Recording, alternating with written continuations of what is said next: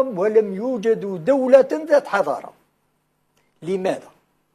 أولا، لأن النظام التركي في الجزائر كان في يد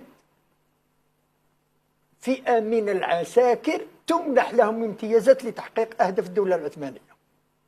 من بين أهداف الدولة العثمانية حمايتها من الناحية الغربية وتأمين حدودها مع إسبانيا ومع المغرب.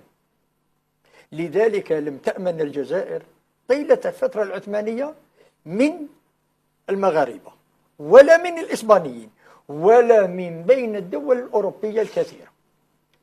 La soledad. Pero ¿y en Argelia? ¿Cómo justificar la creación de nuevos burdeles militares en Argelia cuando todavía formaba parte de Francia? Los jóvenes franceses llamados a filas en Argelia durante 8 años han tardado en hablar, en describir los saqueos, las torturas y las ejecuciones sumarias. Y pocos se han explayado sobre esos